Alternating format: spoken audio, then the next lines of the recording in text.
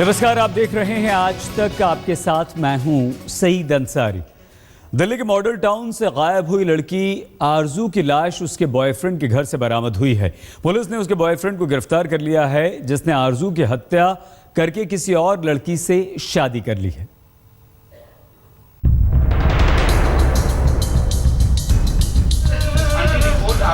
पांच दिनों से लापता बेटी का जब पता मिला तो आंखों के आगे अंधेरा छा गया। 5 दिनों से आशंका में घुमड़ रहा मन उस आशंका के सच होने की खबर से बरसने लगा। रविवार की सुबह आरजू की मौत की खबर आई।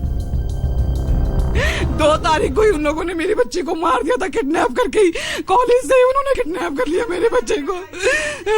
लड़के की शादी भी सुने 4 तारीख को लड़के की शादी भी थी। उन्होंने चोरी छिपे की है, पूरे गांव में बारात नहीं निकली उसकी, चुपचाप ले गए। और मैंने उनको कॉल कर भी कहा कि मेरी बच्ची दे दो मुझे, मैं आपकी किसी भी रिकॉर्डिंग है हमारे पास। उन्होंने कहा हमारी बच्ची यहाँ नहीं है, हम कहाँ से ठोके लाएं आपकी बेटी को। पहले कहने लगे हम SHO से बात करके हम ढूंढवाते हैं आपकी लड़की को। आरजू 2 फरवरी को घर से कॉलेज जाने के लिए निकली, लेकिन उसके बाद उसका कुछ पता नहीं चला। जब घंटों तक उससे कोई संपर्क नहीं हो सका तो घर वालों ने पुलिस में शिकायत दर्ज कराई। पुलिस ने तलाश शुरू की, जो मॉडल टाउन के इस घर में जाकर खत्म हुई, जो कि उसके बॉयफ्रेंड का है। यहाँ आरजू की लाश पड़ी थी। राजधानी दिल्ली के मॉडर्न टाउन इलाके में लक्ष्मीबाई कॉलेज की छात्रा की लाश मिलने से सनसनी फैल गई। ये लाश जो है छात्रा के दोस्त के घर से मिली है। इसी घर के पहली मंजिल पर जो छात्रा का जो दोस्त है नवीन, उसके कमरे से लाश मिली। बताया ये जा रहा है कि 2 तारीख को ये छात्रा जो है वो कॉलेज के लिए निकली थी, लेकिन उसके बाद से ही इसका कुछ भी पता नहीं था। एक लड़की की जो है घर में डेड बॉडी मिली है। राजपुरा गुड़ मंडी की वारदात है, तो वहाँ पर ये डेड बॉडी रात को रिकवर की है और इसमें जो है आरोपी की पहचान हो चुकी है, उसको अरेस्ट कर लिया गया है। फिलहाल उससे पूछताछ जारी है। पुलिस ने आरजू के बॉयफ्रेंड नवीन को हत्या के आरोप में दबोच लिया है, जिसने अपना गुनाह भी कबूल कर लिया है। पुलिस के मुताबिक नवीन ने 2 फरवरी को ही आरजू की हत्या कर घर में उसकी लाश छिपा दी और 4 फरवरी को उसने दूसरी लड़की से शादी कर ली। अनुज मिश्रा, दिल्ली आज तक। दिव्यांश की मौत के मामले में दिल्ली सरकार CBI जांच की सिफारिश कर सकती है। उसके पिता ने मासूम की मौत को हादसा मानने से इनकार कर दिया है और दिल्ली पुलिस से 25 सवाल पूछे हैं। जिन हालात में मासूम दिव्यांश की मौत हुई, उनमें हादसे के साथ साजिश का शक तो पहले से था। अब घर वालों ने इसे ये कहकर गंभीर बना दिया है कि उसकी मौत हादसा नहीं थी। मुझे तो पूर्ण रूप से ये विश्वास है कि बच्चा वहां जा नहीं सकता, बच्चा अपने आप जा नहीं सकता, बच्चा का एक्सीडेंटल डेथ नहीं है। जांच एजेंसी एक बार CBI के पास जब ये केस जाएगा तो वो अपने आप निकलवा लेगी कि आखिर इसमें कौन इन्वॉल्व है और किसने किया है, क्या किया है, कैसे किया है। दिव्यांश के पिता ने पुलिस की जांच पर भी सवाल उठाए हैं, तो दिल्ली सरकार कह रही है कि मामले की CBI जांच की सिफारिश की जाएगी। इधर सियासी दलों ने भी CBI जांच की मांग उठा दी है। दिव्यांश के पिता ने अपने बेटे के साथ दुष्कर्म की आशंका भी जताई है। उन्हें शक है कि पुलिस मामले को दबा रही है। दिव्यांश के पिता ने दिल्ली पुलिस से 25 सवाल पूछे हैं। उन्होंने स्कूल पर लापरवाही का आरोप लगाते हुए कहा है कि स्कूल से उसके गायब होने की बात क्यों छुपाई गई, पुलिस को स्कूल की ओर से सूचना क्यों नहीं दी गई। उन्होंने ये भी पूछा कि दिव्यांश अकेले टैंक तक कैसे गया, जबकि स्कूल में भारी सुरक्षा का दावा किया जाता है। वो CCTV कैमरे में कहीं जाते हुए क्यों नहीं दिख रहा। इस बीच SDM ने जो रिपोर्ट सौंपी है, उसमें कहा गया है कि स्कूल अपनी जिम्मेदारी निभाने में नाकाम रहा। तो क्या CBI जांच से इस दुखद मौत का राज खुलेगा? क्या CBI जांच से दिव्यांश को इंसाफ मिलेगा? दिव्यांश के माता पिता की उम्मीदें अब इसी जांच पर टिक गई हैं। हादसे की परिस्थितियों में साजिश की हवा मिली हुई है। संदेह के कई सवाल इसे सामान्य हादसे से हटाकर षड्यंत्र के दायरे में ले जाते हैं। दिल्ली से पंकज जैन के साथ आज तक ब्यूरो। दिव्यांश की तरह रांची में भी एक छात्र की मौत को लेकर स्कूल प्रशासन घेरे में है। सफायर इंटरनेशनल स्कूल में पढ़ने वाले 7वीं के छात्र विनय महतो की 2 दिन पहले मौत हो गई थी। पुलिस ने पूछताछ के लिए स्कूल के 5 टीचर्स को हिरासत में लिया है। रांची में 7वीं के छात्र विनय महतो को इंसाफ दिलाने के लिए लोग सड़कों पर उतर आए हैं। विनय की तस्वीर के साथ कैंडल मार्च निकाल रहे लोगों में बड़ी संख्या में बच्चे भी शामिल हैं। रांची के नामी स्कूलों में शुमार ये वही सफायर इंटरनेशनल स्कूल है जहां 2 दिन पहले हॉस्टल के बाहर विनय बुरी तरह घायल अवस्था में मिला था। घायल मासूम को जब तक अस्पताल पहुंचाया जाता उसने रास्ते में ही दम तोड़ दिया। विनय की पोस्टमार्टम रिपोर्ट के मुताबिक मौत से पहले उसकी बेरहमी से पिटाई की गई थी। पिटाई के कारण उसका लिवर फट गया था और उसके सिर पर गहरी चोट आई थी। इस मामले में पुलिस लगातार काम कर रही है। अलग अलग एंगल पे वर्क करने के लिए अलग अलग टीम बनाया गया है और कई लोग इसमें काम कर रहे हैं। फॉरेंसिक टीम ने, एफएसएल टीम ने, सबने वहां से आकर सैंपल्स कलेक्ट किए। अब तक स्कूल प्रबंधन यही कह रहा था कि विनय की मौत गिरने की वजह से हुई, लेकिन अब पोस्टमार्टम रिपोर्ट आने के बाद ये साफ हो गया है कि विनय को मारा गया है। पुलिस इस मामले में जहां स्कूल के 5 शिक्षकों को हिरासत में लेकर पूछताछ कर रही है, वहीं फिलहाल स्कूल को भी बंद करवा दिया गया है। पुलिस की माने तो वो पूरी घटना की जांच कर रही है, लेकिन शहर के सबसे बड़े स्कूल में हुई इस वारदात ने सभी को सन्न कर दिया है। धर्मवीर सिन्हा, रांची, आज तक। अब महिलाएं राजधानी जैसी ट्रेनों में भी सुरक्षित नहीं हैं। ताजा मामला दिल्ली भुवनेश्वर राजधानी एक्सप्रेस का है, जहां एक फौजी पर चलती ट्रेन में नाबालिग लड़की से छेड़खानी का आरोप लगा है। आरोप है कि जब बच्ची अपने परिवार के साथ सो रही थी, उसी दौरान फौजी ने उस बच्ची को छेड़ा। ट्रेन के मुगलसराय स्टेशन पहुंचने पर घर वालों ने इसकी शिकायत जीआरपी से की और उसके बाद फौजी को गिरफ्तार किया गया।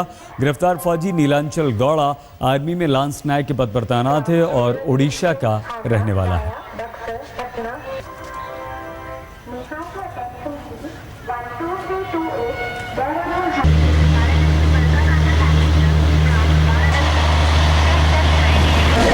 आज रात में करीब 1:15 पे सूचना मिली थी कि भुवनेश्वर राजधानी में इलाहाबाद में किसी लड़की के साथ कोई फौजी छेड़खानी किया है B10 में, जिसके उपरांत फौजी को यहाँ गिरफ्तार किया गया और गिरफ्तार करने के उपरांत उनके विरुद्ध धारा जो है 354 और पास्को एक्ट के अंदर मुकदमा दर्ज कर आवश्यक कार्रवाई की जा रही है। तो आईपीएल में जयपुर के एक मजदूर के बेटे को रातों रात करोड़पति बना दिया है। आईपीएल 9 के लिए बोली लगी है। 2 दिन पहले ये बोली हुई और इसमें एक ऐसा तेज गेंदबाज जिसका नाम नाथू सिंह है, मुंबई इंडियंस ने इसे खरीदा है।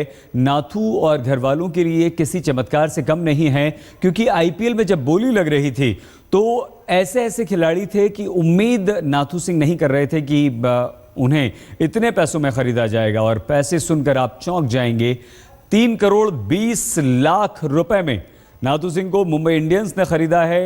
अब मुंबई इंडियंस की तरफ से खेलते हुए नजर आएंगे। इनके पिता एक मजदूर हैं और हर रोज मजदूरी करके अपने और अपने परिवार का पेट वो पालते थे। लेकिन जब उन्हें लगा, पिता को, ये वो पिता हैं उनके, जब उन्हें लगा कि बेटा उनका होनहार है, क्रिकेट खेलता है, तो उसके बेटे को क्रिकेट एकेडमी में दाखिला दिलवाने के लिए उन्होंने लोन लिया। वो एक सेठ के पास गए, सेठ से उन्होंने उधार मांगा और उधार मांगने के बाद उन्होंने अपने बेटे को एकेडमी में भर्ती करवाया। और आज उस बेटे ने पिता की सारी परेशानियां, तकलीफें दूर कर दी हैं। सारे कर्ज अब दूर हो जाएंगे, क्योंकि 3 करोड़ 20 लाख रुपए में मुंबई इंडियंस ने खरीदा है। एक फैक्ट्री मजदूर का बेटा देखते ही देखते करोड़पति बन जाएगा, इसका अंदाजा किसी को नहीं था। लेकिन जयपुर के इस छोटे से घर में रहने वाले नाथू सिंह के साथ कुछ ऐसा ही हुआ।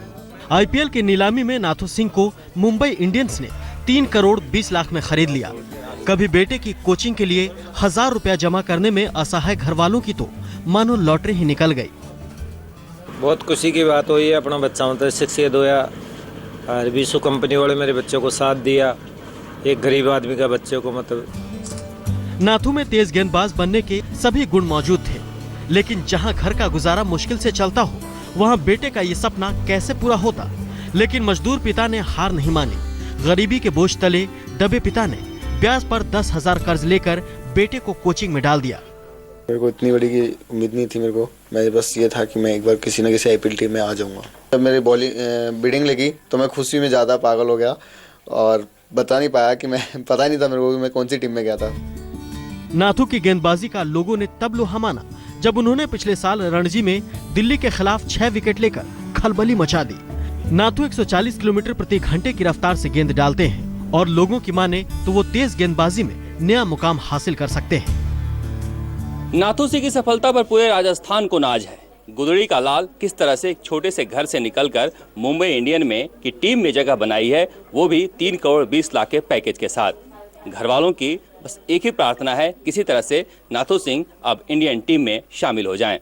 कैमरामैन निखिल शर्मा के साथ शरद कुमार, जयपुर, आज तक।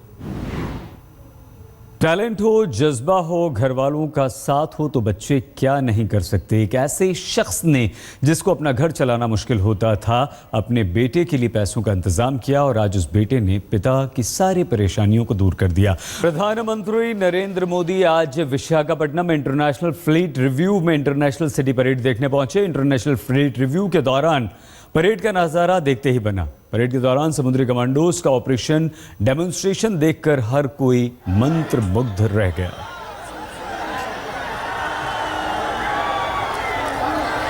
प्रधानमंत्री नरेंद्र मोदी लेकिन एक नए अंदाज में नजर आए। गाड़ी से बाहर निकलकर वो लोगों के बीच पहुंचे, लोगों का अभिवादन उन्होंने स्वीकार किया और उसके बाद इंटरनेशनल सिटी परेड देखने के लिए पहुंचे। नौसेना के जवानों के करतब देखे, उन्हें स्मृति चिन्ह भेंट किया गया।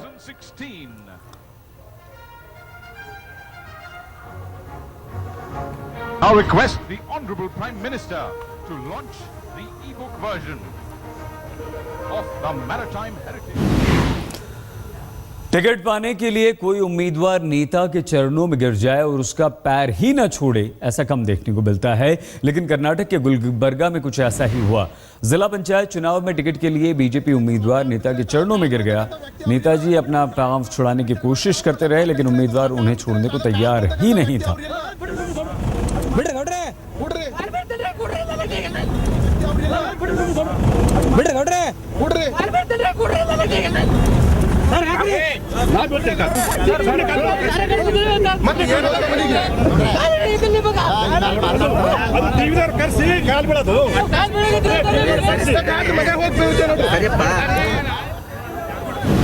बेंगलुरु के एक स्कूल में एक तेंदुए को एक क्लासरूम से दूसरे क्लासरूम तक घूमते हुए देखा गया और ये पूरी घटना सीसीटीवी में कैद हुई। देखिए, तेंदुआ ये रहा सामने नजर आ रहा है। तेजी से भागा वो और तेंदुआ स्कूल के बिल्डिंग पार कर छलांग लगाकर इधर से उधर भागता हुआ दिखा। उसे पकड़ने के लोग उसके पीछे भागे। गनीमत यह है कि बच्चे उस वक्त स्कूल में नहीं थे।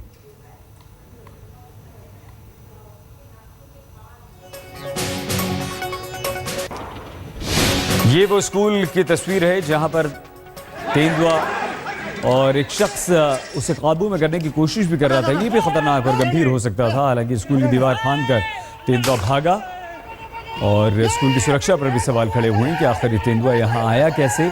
हालांकि बहुत ऊंची स्कूल की दीवार है, ये साफ घूमता हुआ दिखाई दे रहा है, क्लासरूम से दूसरे क्लासरूम की तरफ जा रहा है। जब स्कूल प्रशासन को इस बात का पता चला तो उसे रोकने की कोशिश की गई, जो बहुत खतरनाक हो सकता था। स्कूल स्टाफ ने तेंदुए को काबू में करने की कोशिश। ग्रेटर नोएडा में चल रहे ऑटो एक्सपो में आज अभिनेता अक्षय कुमार का जलवा दिखा। होंडा बाइक के प्रमोशन में पहुंचे अक्षय कुमार की एक झलक पाने के लिए लोग बेताब दिखे। भीड़ बेकाबू होता देख अक्षय खुद स्टेज छोड़कर चले गए।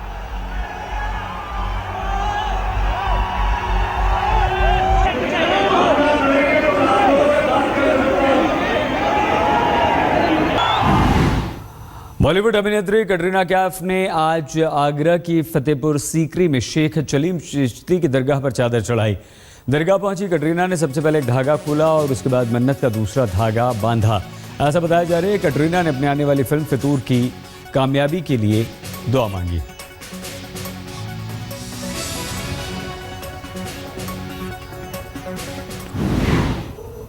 श्रीलंका को T20 में किस तरह से मात देगी टीम इंडिया, स्पोर्ट्स बुलेटिन में बस अब से कुछ ही देर में। बने रहिए हमारे साथ, देखते रहिए आज तक।